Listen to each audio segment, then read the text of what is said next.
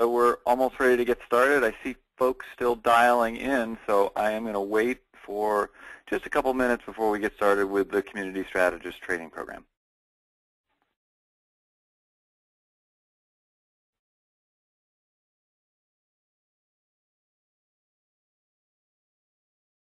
I see a bunch of folks just dialed in. We are on hold, just waiting to begin the Community Strategist Training Program, session number 5.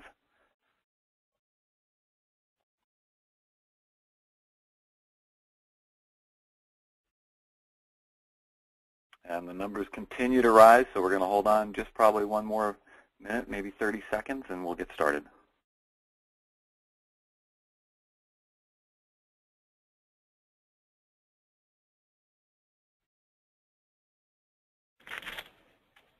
All right, I'm starting to see it level off, so I'm going to get started. My name is Jim Storer. I'm the co-founder of the Community Roundtable, and I'm the moderator for the class today. I'm pleased to have Kitty Woolley and Tiffany Smith with us today.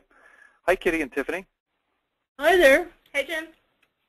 Awesome. Well, we'll get back to you in just a minute. I have a couple of housekeeping items to get out of the way before we start. As with every class, please feel free to enter questions throughout the session. It's a question module over on the right-hand side. We may answer some of them during the class, but if we don't get to it, we'll hold it for either the Q&A session or we'll post it on Facebook. Please feel free to share and follow the conversation on Twitter using the CM Training hashtag. The good news is Kitty's presenting today, so she won't be tweeting. So you have a chance to be announced as the top tweeter at the end of the class. We'll also send out the midterm quiz later this week with instructions on how and when to complete it, so keep an eye out for that one. And now on to today's session, Community Building and Government, presented by Kitty Woolley and Tiffany Smith. Kitty is an energetic catalyst who cultivates high-impact relationships across organizational boundaries for results that matter. Currently, her work at the U.S. Department of Education builds the Office of Management's capacity to support the enterprise by influencing a dozen IT project managers to upgrade skills and improve reporting. She also performs outreach that fosters new collaboration across the executive branch by increasing adoption of the MAX Federal Community Wiki. At night, she convenes senior fellows and friends, an award-winning network of 575 federal employees and others who want to improve government. Tiffany is the Deputy Chief of the Office of eDiplomacy's Knowledge Leadership Division. Her team develops and supports projects that help personnel throughout the department to find and share information and collaborate effectively, including Corridor, Diplopedia, Communities at State, and Search. She previously served as Collaboration Policy Advisor for the Sounding Board and Project Lead for Diplopedia, and she led the development and launch of the Virtual Student Foreign Service. She was the recipient of the 2010 NextGov Award for innovative uses of technology in the U.S. government. She also received Superior and Meritorious Honor Awards for her work in the Office of eDiplomacy and efforts in support of the 2010 Nuclear Security Summit and Economic Statecraft Agenda. She joined the State Department as a Presidential Management Fellow, and I'm amazed that I got through that. So I'm very excited to have Kitty and Tiffany with us today, and I'm going to hand it off to them to begin the session. Okay, great. Well, thank you, Jim. This is Kitty, everybody. I'll go first, and I'll be presenting in an unofficial capacity. Tiffany will be presenting in an official capacity as a community manager, and I have to tell you that I am really thrilled to be sitting here with Tiffany at the State Department and watch that name, because you're going to be hearing more from her in the next few years. If we'll look at the learning objectives for a minute, things are evolving quickly, and next year will be different. So I'm going to focus on some aspects of government culture, the sort of less searchable things, less discoverable, easily discoverable things that impact how community is managed in government. And so there are many things I could have said, and we just don't have time. So my not saying it doesn't mean I don't think it's important. It just means that we had to make some cuts. We won't talk much about the regulatory aspect because Dan Brostek of Aetna will do that on October 4th, and he's really good at that, and there's big similarities. We think that there are more similarities than differences among the sectors, because after all, we're really talking about people, and it's the same people. And at the conclusion of this module, you'll understand what some similarities and differences between social business and social government, so that you're able to relate to government community manager peers, and you're better positioned to explore strategic partnering possibilities. And I'll mention 2 or 3. So I'll run community and government through some aspects of the leadership and culture framework that Rachel Happ and Sarah Roberts introduced in the community manager module, session 3, earlier in the year. That's a really good framework, and if you haven't looked at it lately, I'd really suggest you dig it back out. And then the major emphasis, really the heart of this session, will be Tiffany's case study on internal community at the State Department. She's been instrumental to making that happen, and it's pretty mature. So when we say government, what do we mean? There's federal, state, local. There's executive branch, legislative branch, judicial branch. There's military. There's intelligence community. What we're going to focus on, because this is where we sit and what we know best, is the executive branch. We both work in 2 cabinet agencies. So we're talking about non-military, non-intelligence, and basically executive branch culture. I want to call your attention to the fact that there is a government of the United States organizational chart, and I've given you the link on the last page. And that's actually instructive to look at if you haven't done civics since the 7th grade, because it's not a monolith. People tend to say government and think it's one great big thing. Well, it's great big in a similar way to a big university is great big, or GE is great big. It's not one thing. It's a collection of different subcultures with a sort of an overall organizing principle. So it doesn't hurt to just know that there's a government manual, and you can dig around in there. You can start with the org chart, but there's a lot more stuff. Okay, we're going to go to the next slide for a minute, and then we'll come back.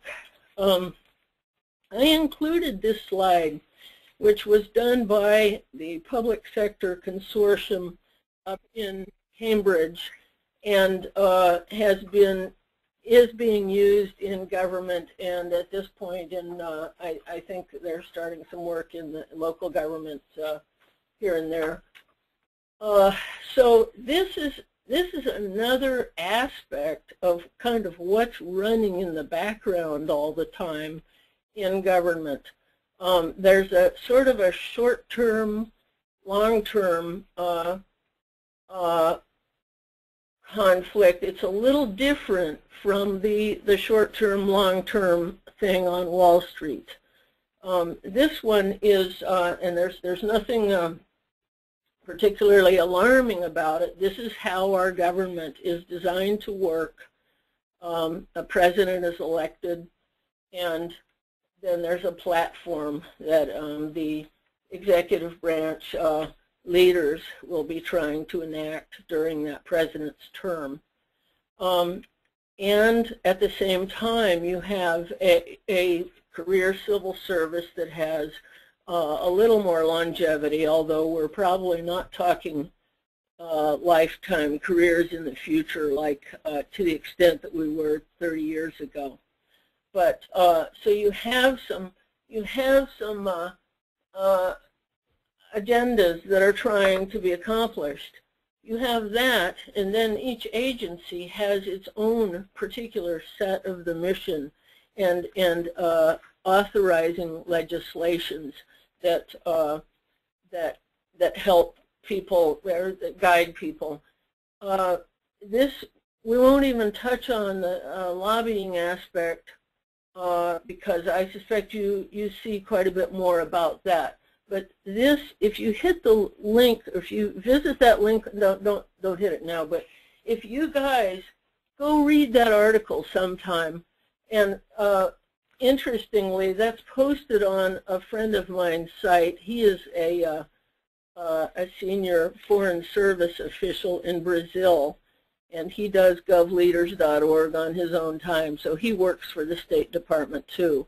He posted this on his site, and if you read that article, it will shed some light on this. And we won't read the bullet points, but you can think about those later. So in other words, you're going to be redoing, as a strategist, sometimes you'll be redoing, you'll be covering ground again with people. Just about the time you thought you had people sold, the people at the top change, and they don't always change when you think they're going to change. So, and you've got several, a couple of layers of that in each agency. So, okay, now we'll go back to the other slide. So, if one thing I did want to mention was that I've thought a lot about controlling and emergent leadership as being on two ends of a continuum. And again, those are concepts in Rachel's and Sarah's presentation. I think everybody's pretty aware of controlling leadership because that's been the prevailing model in business and government. Emergent leadership is just what it says. It's sort of emerging. It's popping up in all sectors, I think. It shows up a little differently in government. One of the ways it shows up is in what I've been doing after work for almost a decade, and we're going to talk about that in a minute.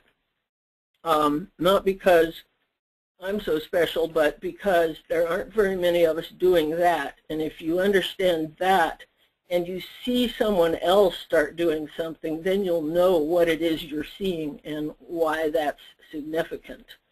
Then we'll talk about a very new community that Federal Student Aid is running, which is the Twitter @FAFSA account, and then we'll talk about what is more in line with controlling leadership, and probably what a number of you are doing, which is Tiffany's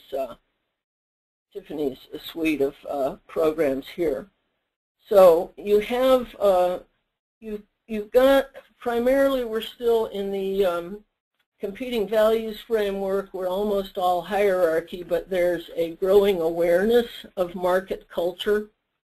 And there are some people, they tend to be newer, they tend to be younger, but not completely, who are really looking for more flexibility and sort of the discretion that goes with adhocracy. So they're sort of figuring out how to carve that.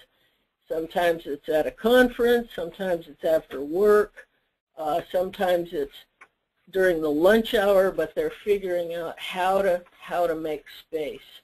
It's still a fairly new thing, though.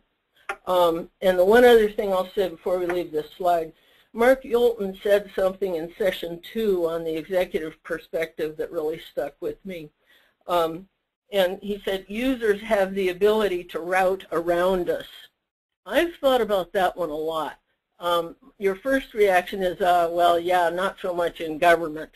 But actually there is, that's an aspect worth thinking about, because that is changing. People do have certain choices they can make, even when it comes to government. And I think we're all voting with our feet in terms of how we feel about government. And I think that is having and going to have more of an impact on how government is delivered. Okay, next slide. Next, no, one more. Okay, so now one of the things in relation to internal community engagement, there is it's harder, and I'm sure this is like a no-brainer for you. If morale's a little low, then, you know, it's kind of hard to get a lot going in warm and fuzzy and sort of cross-cutting connectivity across the enterprise on the inside. So that is definitely a factor inside government, and if you a way to get a handle on that and figure out sort of where an agency is on that is to look at the best places to work rankings that the Partnership for Public Service does every year based on the OPM Employee Viewpoint Survey. And again, we'll have links to these things, but what that does, what that may do, and is doing in some places, is making the conversation, the internal community conversation, making the subject more how to get employees to talk. So it's a little weird. And when you, but if you have silos and you have a hierarchical setup already, then the how to get employees to talk can be a real big thing. Now, the reason Tiffany's case study is important later is because that was a commitment that the agency made, and it did it for business reasons, and that's the place where a lot of agencies haven't gotten yet. The chief learning officers have little personal experience of social media tools for the most part. They're running a little behind the corporate chief learning officers for the most part. They don't yet understand how social media and how social communities can be leveraged for performance support, communities of practice, or even, you know, why a community of practice would be a good idea necessarily, or talking about the brand with the public community. So one of your opportunities potentially is to train these culture carriers. If you want to play with government, that's one place that's where there's going to need to be some help. So the strategist gets leverage via an iterative process of educating the formal leaders and management stakeholders while watching for the emergent leaders to see how they can be involved. So what I thought in terms of what could be done with the formal organizational leaders, one of the things, at least the people in my neighborhoods really need to hear, is how the benefits of social will outweigh the risks when some little innocuous looking thing can turn into a real big thing real fast. And they don't have the experience managing community to say, oh yeah, you know, we dealt with the Tylenol scare, we know how to deal with this. And how they can improve relations with the public, and how they can solve a big problem like a backlog, say, by using these tools and engaging people in conversation and building relationships. People in government love relationships as much as anybody else, but a lot of people I know are still worried about what happens if 30,000 people want to have a relationship at once. And that's the part they don't quite understand, they don't quite get yet. Although clearly if it works for CSC, or it works for Dell, or it works for, you know, any number of other entities that we've talked about this year, it can work for an agency. It's just that not everybody gets it yet, so they're being very careful and dipping a toe in sort of selectively. So that actually presents another possible opportunity, is for doing deals with agencies in terms of providing seasoned community management support, or potentially if any of you want to work in government yourselves. With the management stakeholders, the slightly lower level people, the big deal is showing people corporate workflows and sort of how they were changed, how having the community and changing the workflow, how that sort of interacted, where the synergies are. And that's the part people don't get yet. So right now, a lot of this is add-on for a lot of people. So you'll have that. They were just good right there. You'll have. Sorry, you guys. I have hay fever, and it's getting to me a little bit here. I think that's enough said. We can go to the next slide. Okay.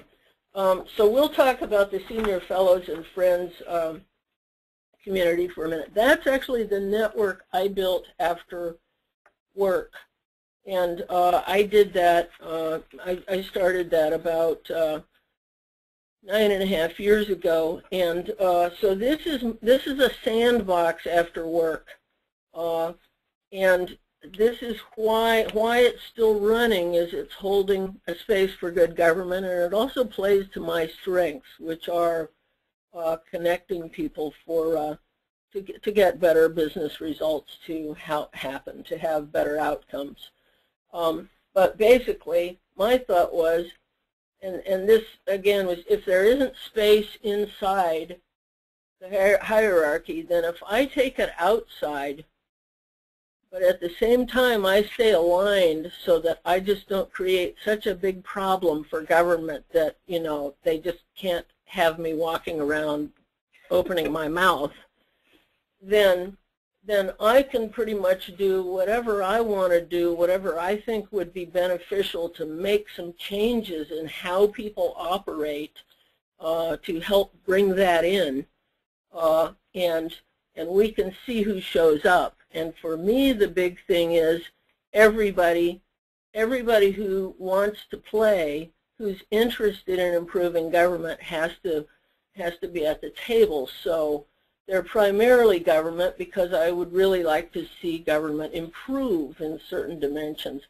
So you might have interns, you might have senior executives, you got a bunch of middle managers at the table, but you'll also have people from the community who have never worked in government, but who are kind of interested in this. And so they wind up on the mailing list because they say, hi, I want to come. So then you put them on the mailing list and they show up. So these are small salon-type events, mostly dinners, usually 20 to 36 people. I think I had 45 at one once. But so we're talking about a certain kind of conversation that you can have when you have a smaller group of people.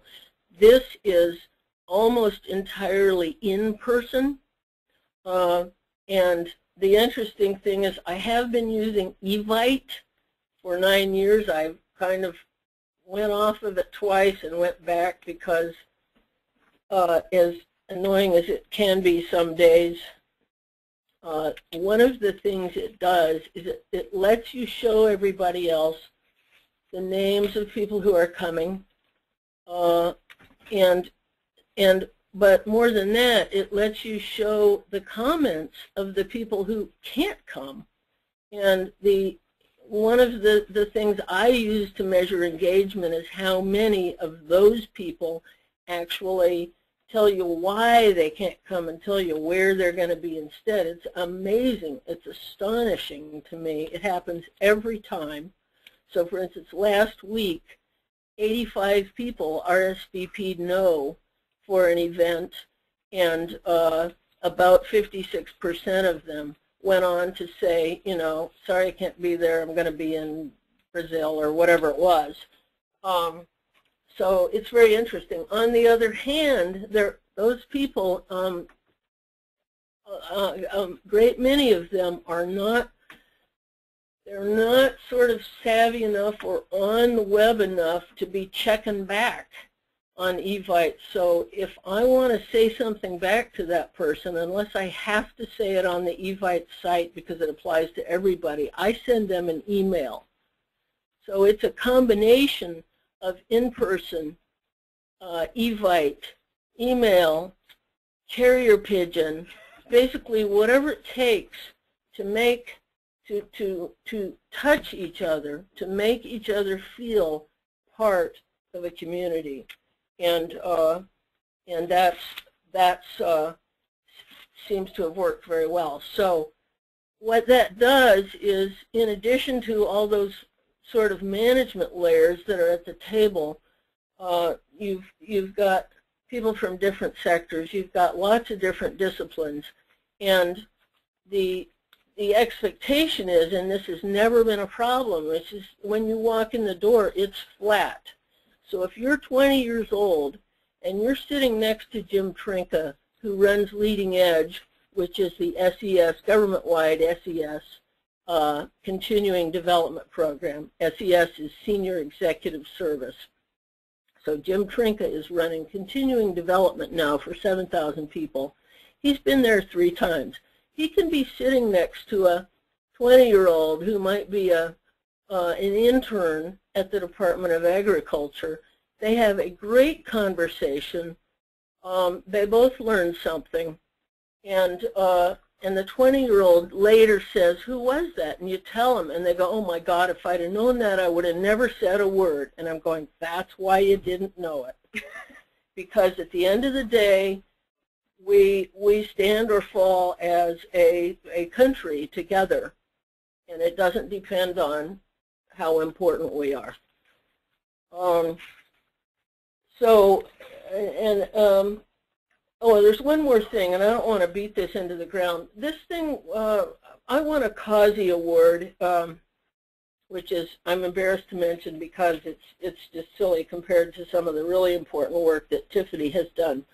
It was the inaugural year for it, and the weird thing was the handful of other people who got a Kazi Award that first year did really big things, like the special IG for TARP and some other things. And then there's me, and it was for this blog, because it was sort of a technology tinged award. Well, if you go and look at my blog on Blogspot, it is the clunkiest, silliest thing you've seen. It's not terrible, but it's not worthy of an award on the same level as something that the special IG for TARP got.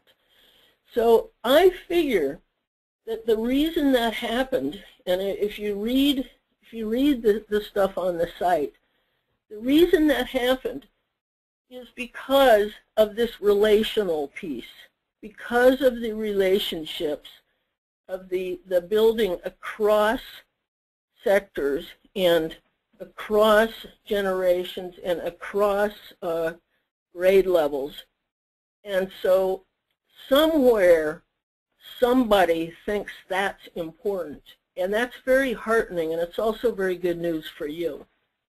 Okay, so now we'll, oh, time check, 12:27. Okay, so we're going to go flip down to the slides. We're going to go to the, federal student aid, and we're going to talk about this for a few minutes, and then I'm going to hand off to Tiffany. Now, if you could go one more slide, please. There we go.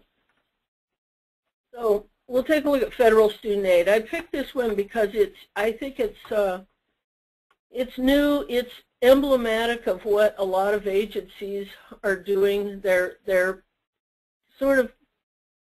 doing stuff. They've got a ton of followers. They've got Twitter accounts. They're doing stuff. It's mostly out. They'll have some conversations. They're sort of careful about them, and they vet them with their social or their subject matter experts, and that's fine. They're not really talking to each other the way that that the mommy bloggers are, or that the that the really technical people on the Dell site are. They're not really conversing at that level.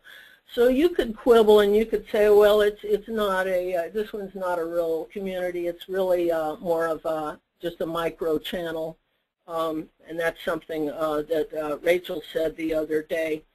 And be that as it may, Federal Student Aid, the customer experience part of it, has been talking to students and families and college administrators for years. And they think of that as one big community. And so they're very proud of the fact that they got this at FAFSA account set up. The real significance of that from a community strategist point of view is what it took to do that. And I interviewed Susan Thayers, the social media strategist. Actually, at this point, she's called the Director of New Media. Now, I'll tell you a little secret. She gave herself, not that title, but the first one, Social Media Strategist, she gave herself that title. And she created a self-fulfilling prophecy. And she managed to scrape together a couple of fairly young staff, fairly newish, youngish, inexperienced staff, and she made it happen. And it's instructive, I think, for anyone who's working in an organization, government or business, where their executives don't get it yet. Basically, what this woman did was what she calls taking ownership of the culture. She said, no, these guys don't get it yet, but they're gonna. And she told me last week that basically executives and managers didn't get it until they saw it. So basically, they could do a Twitter account with mostly out, sort of still mostly one way out, a little conversation in, much more comfortable with the lenders, loan servicers, school financial aid directors, business officers, students whose hair isn't on fire and they're not too radical. They're pretty good with that. So they picked a fairly safe topic, but it's a topic that's really important to them and they think is very important to the future of the country, which is making students aware of how to finance an education and also how to protect themselves from predators financially and how to take care of themselves after they graduate. So that's what this Twitter account is about, because and we can, if you want to, we can flip to the next page, because this basically in what they think they're doing, and I think there's evidence that they are, is they're trying to make they are making a complicated system comprehensible to students, and they're hooking them up with their colleges if they don't have a good connection. So their strategy is to reach out, to tell stories and engage students, parents, and schools on mutually reinforcing social channels. So they've got a little going on YouTube, they've got a little going on Facebook, they post some stories, some more detail on Storify. They're trying a few things on Visually, visual.ly, and they're doing this thing on Twitter. The Twitter account is taking off and will be central to anything else that's done in federal student aid. This woman is sitting in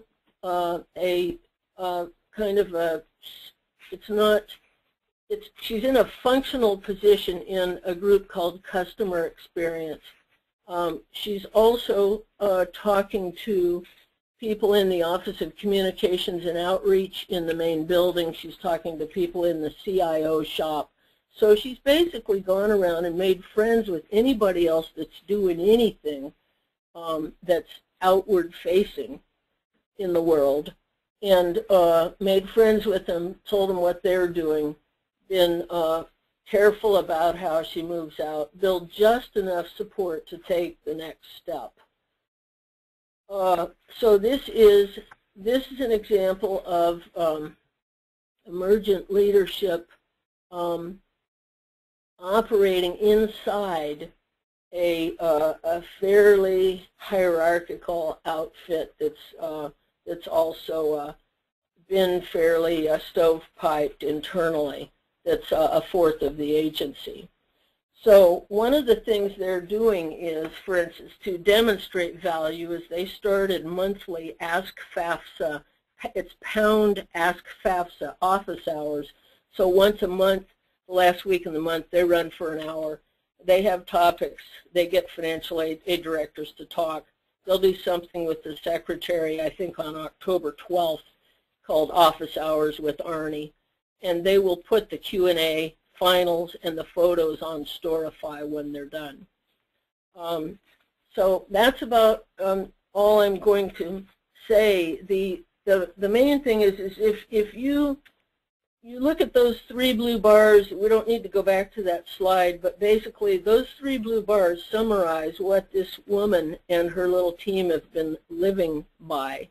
And the reason this has worked, in addition to just her inability to let it go until it happens, and until she can get somebody to see the value, which is she's there now. It's really taking off, and she's also working on these young employees so that and giving them parameters, letting them play, but making sure they understand kind of where they can't go.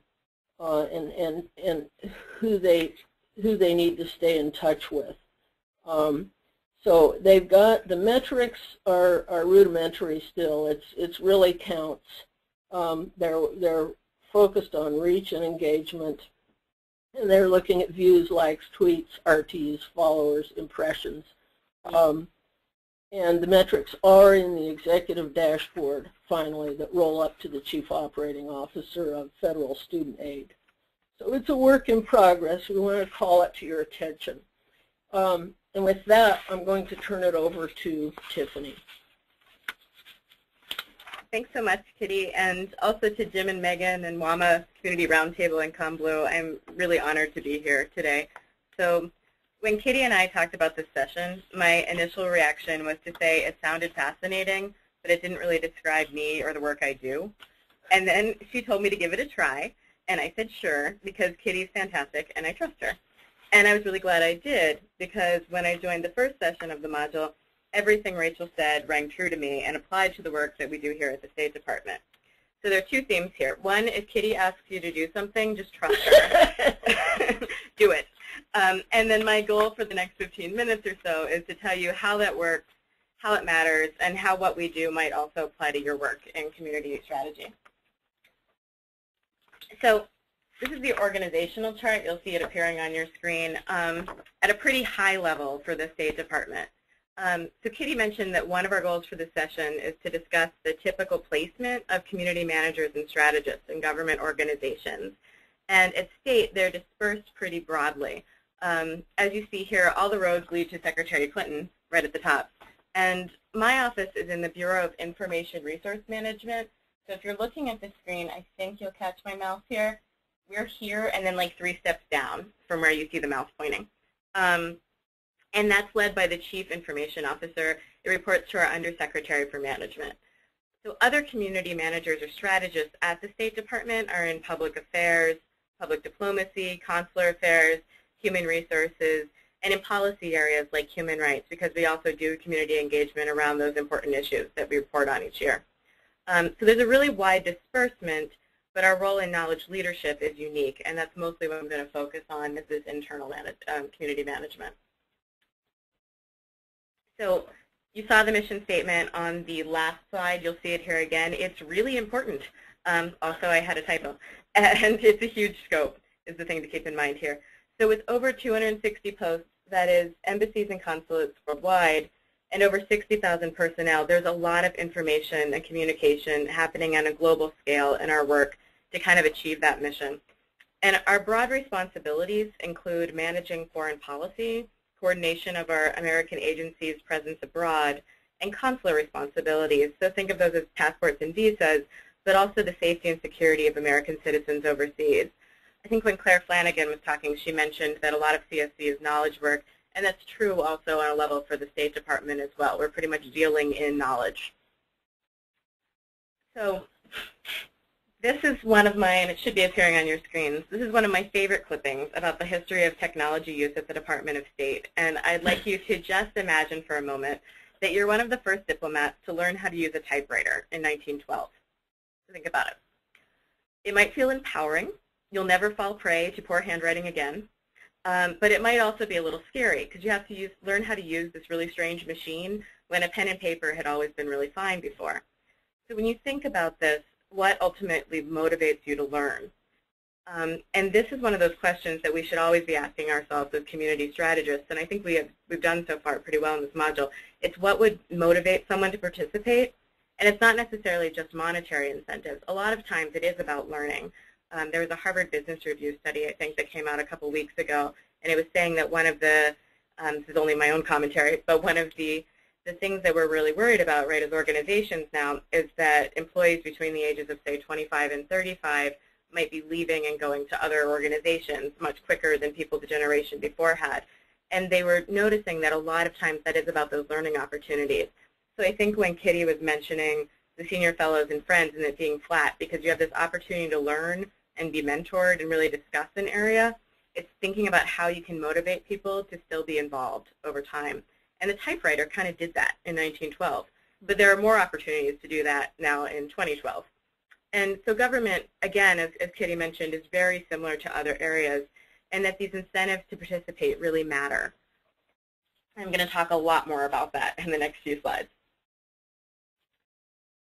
So as this comes up, because we have this responsibility and we're accountable to our citizens, policies and regulations provide the guidance that we work under. So within these parameters, we're free to innovate, and we're encouraged to do so. The Quadrennial Diplomacy and Development Review, or what we casually refer to as the QDDR, and the policy guidance related to Secretary Clinton's 21st Century Statecraft and Modernizing Diplomacy Initiative remind us that there are these opportunities to leverage technology to achieve our goals. And I have links to those on the last slide, so if you're curious, you can learn more. So going back to Claire Flanagan's talk on internal communities, you can note here that it's really important to align to these key strategic messages, that we know the QDDR matters, and it's something that's guiding our whole organization. So thinking about it in those terms and thinking about the goals of the work that we do and how all of those things tie together is really important to what I'll be talking also about in terms of knowledge leadership. So in addition, we also have the Foreign Affairs Manual, which is affectionately referred to as the FAM, to govern our decisions on both internal and public community engagement. So in essence, these sections of the FAM, the ones that are highlighted on the screen, tell us that we can collaborate and that we should be thoughtful and responsible in doing so. So we have a license to operate. That's sort of the hierarchy of the controlling side of, I think, leadership. And then we have emerging leadership. So the Office of E-Diplomacy, where I work, was founded in 2002, and it was first as a task force at the recommendation of an overseas presence advisory panel after the bombings in East Africa in the late 1990s. It was a blue ribbon panel, and it said what we need to do is learn how to harness this power that's emerging from technology and make it smarter and easier in the State Department. And we had this, then we were turned into a formal office in 2003 with an interrelated three-part mandate. I'm going to mention those three parts here. To bring end users into the IT decision-making process, and that'll probably sound very familiar that it's something that we really struggle with, both in government and in the private sector, that a lot of times something's just delivered to your desktop and you might not have buy-in from stakeholders. One of the things Rachel had talked about, I think in her first set of slides, were different models for adoption. So really the bringing end users into the IT decision-making process is thinking about it as the networked adoption model. And then improve communication and collaboration within state and with other agencies. And our third part was to develop and implement a knowledge management strategy. So our office has grown really significantly since its founding to include 3 divisions. The Customer Liaison Division, which provides significant assistance to domestic offices and international posts on IT issues. The Diplomatic Innovation Division, which seeks to advance diplomacy through the convergence of technology and innovative processes. And the Knowledge Leadership Division, which I'll focus on today, and that's my core responsibility. The programs all the divisions support are outlined in this tiled slide here. So What is knowledge leadership? For context, as we were developing our strategy, the volunteer team in 2002 determined the goal of knowledge management at state should be to recapture lost ground and enhance the department's leadership of the foreign policy process at home and abroad. It's heady stuff. So accordingly, the knowledge leadership strategy of the department has, since its inception, provided a conceptual and a decision-making framework for all of our e-diplomacy initiatives. And we do this through 4 main components that are indicated here, and they're really exemplified through these projects we support, and I'll discuss those more in the next few minutes. In addition, I should tell you the abridged version of the strategy, and you'll see it again at the end of sort of the tour through behind our firewall that I'll be doing, is to help department personnel to find and share knowledge anywhere at any time and increasingly via any device to make our work more effective and efficient. So with that, we will proceed. Search. Enterprise search is for us, it's really the keystone of the knowledge leadership program. It's a fairly straightforward interface, you'll see that there, but you'll see some tweaks that begin to suggest a community exists behind the software. And as I'm walking through the different main programs we manage in knowledge leadership, you'll be sort of seeing a growing spectrum of communication and community here. So enterprise search is one of the more challenging programs to run. It's that no one really celebrates when they find something, but they're really, really frustrated when they don't. So we do our best to make the finding easier. And we have some small modifications you'll see on this screen. So first, the top matches, those are based on frequency of access and likelihood of request, and we curate those really actively. Our search support team, though, is where we really shine. It's a small team of volunteers in our office who respond to email help requests from searchers, usually within about 15 minutes. And we seek to both give people the answer and ensure that others can find the information in the future. So sometimes that's by reaching out to an office or a post that owns the requested information and being the advocate for making it available. And sometimes it's by adding it to Diplopedia. What's Diplopedia? It's State's collaborative online encyclopedia, which covers information on foreign affairs subjects and the broader conduct of diplomacy and tradecraft. So as of this morning, it currently includes over 16,500 articles edited by just about 6,000 contributors over the past 7 years. So Diplopedia is a wiki built on the same software as Wikipedia. So the community management responsibility here is primarily about demonstrating the business value of contributing. We sometimes frame this as the project that helps you not answer the same question over and over via email. So the tenets matter here for community building. The guidance we provide is gentle but firm. The information on Diplopedia should be what we call persistent evolving knowledge. It's not cafeteria menus, but it might be talking points, reports on post conditions, or the gathering of information for reporting. So some of the community building we do tactically is very simple, but it's effective. We consciously place welcome messages on every new contributor's talk page, and they're from real human beings who you can see pictures of and things like that. You'll also see in the sidebar image our help option. It's right down here at the bottom where it says see errors or outdated content, fix it if you can, tell us if you can't. And what happens is when people click that tell us if you can't, it sends an email to real people if people are stuck or have a question, and it sends us the link to the page they were looking at when they wanted help. So Diplopedia can seem kind of like heady stuff the first time that someone interacts with it because it is wiki markup, and that can be a little bit technically challenging. But because we're there just to sort of reaffirm that they're doing the right thing by contributing and that we're there to help them, it seems to really help people who are very, very smart in policy topics then get their heads around a new technology. So communities at state. The theme of real human beings comes up a lot with these knowledge leadership projects. I'll talk a little bit more about staffing on those shortly. Communities at state is the next step on the spectrum of community engagement and knowledge leadership. And they're the projects that are really designed to focus on collaborating across geographic and organizational boundaries. And it's accomplished through over 70 multi-author blogs on a wide range of topics. The patterns of communication here fall into about 3 general buckets based on work activities that are highlighted in the yellow areas. And those are sort of exemplified through the couple examples I show you here. So Log Pros at State helps our logistics professionals doing supply chain management to get news on procedures that might change while they're globally dispersed.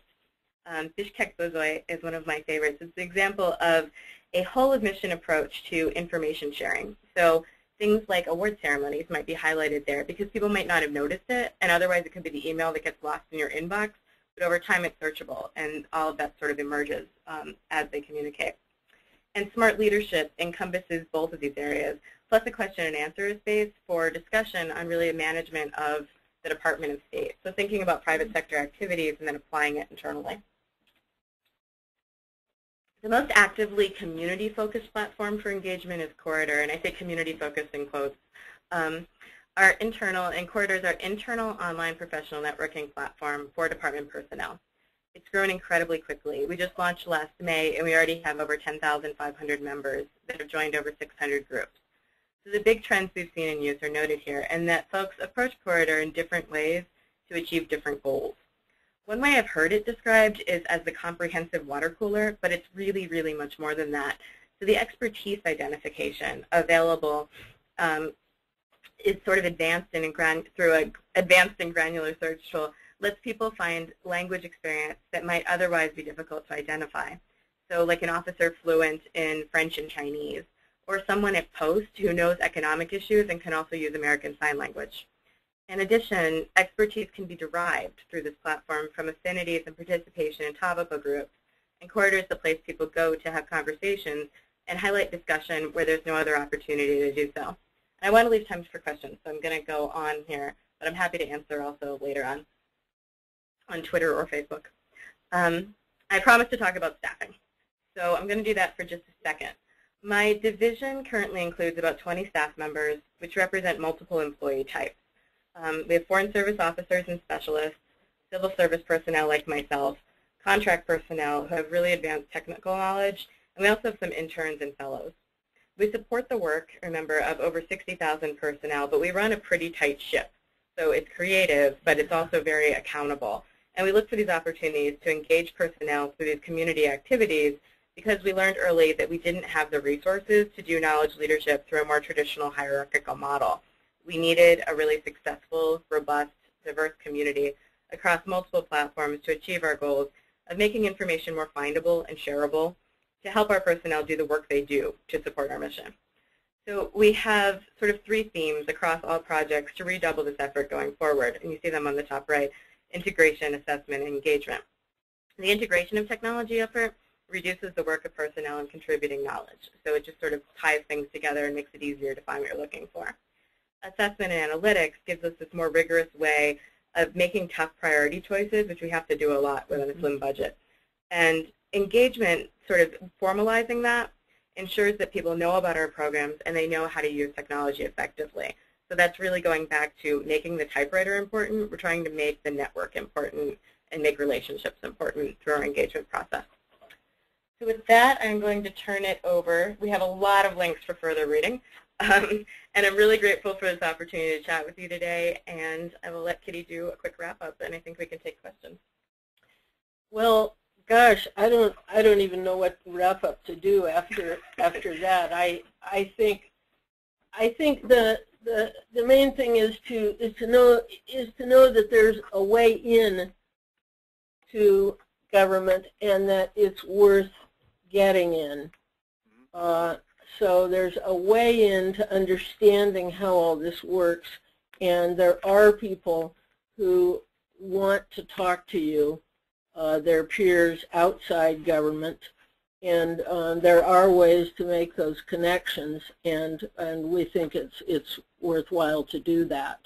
I don't want to say too much more at this point, and we can keep talking for the rest of the module on Facebook. But Jim, are there questions? Absolutely, and first I just want to say thank you. That was great. It was a great discussion around community building and government. I have seen a few questions come in over Twitter, and it looks like I've got one that just came in.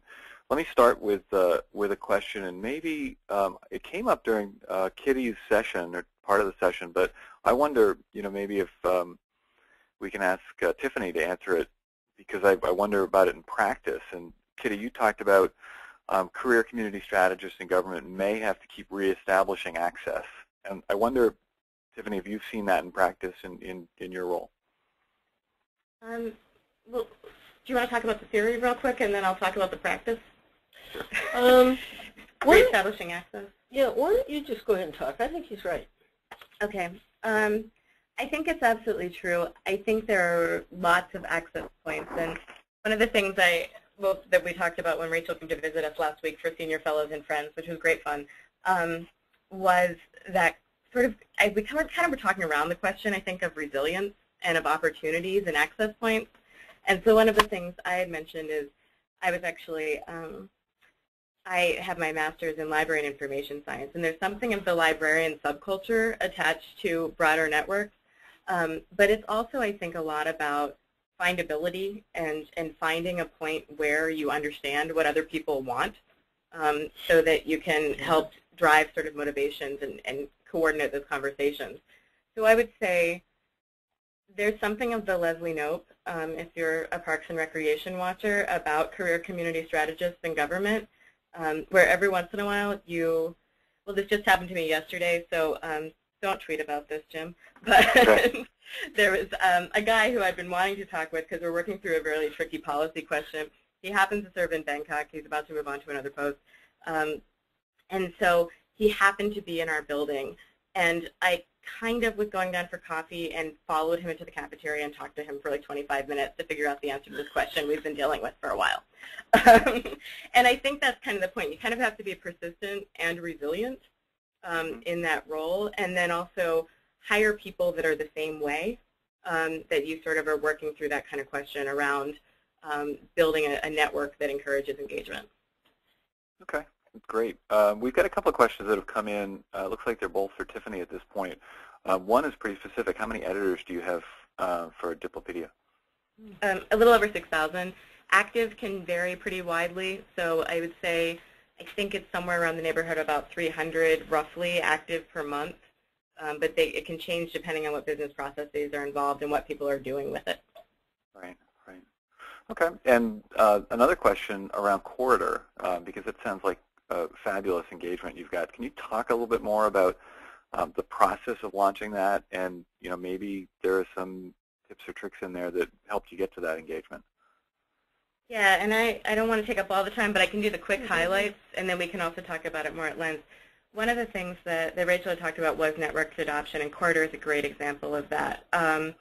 We developed it pretty quickly, and we usually, because we are resource constrained, we've typically gone with open source routes, and then we customize for culture. So what we did with Corridor is we actually had the idea, and we had a business case for it for quite some time. We knew we wanted to get at the expertise inside the department of all the 60,000 folks. And what we were trying to figure out was how will people engage as we were going through. So we did a lot of stakeholder meetings, probably about a year of prototyping and iterating with stakeholders before we ever put sort of pen to paper or hands to keyboard to start actually coding things. And so we worked with diplomatic security, human resources, records management, privacy, a number of other offices. And there are probably equivalents in the private sector, I think, for these types of offices. For us, there are more sort of regulations and things around how people would talk with each other. So then the adoption strategy, we did a beta that was about 4 months as we were still iterating a few things, and we included an invite link, and you actually probably saw that in the screenshot. It's still there because it turned out people really wanted to invite colleagues into the beta, and that meant we didn't have to do all the work of figuring out in the pincer version, I think was what Rachel referred to it as, of figuring out who should be there. People could figure it out themselves, and that way that also distributed some ownership. So it was a really good model for us, and it worked well, and we're doing that. We continue to do that with other projects that we bring online. Cool. Okay, it looks like we're almost at the top of the hour, so what I'm going to recommend is that we actually continue the conversation in Facebook. I do have a quick question for you. Are there any typewriters still in use at State? There's typewriters everywhere. I have one at my house, but I think there probably are. I have not seen one in my building, but we're BIT Bureau. So, right. I don't know. Do they Great. have them at education?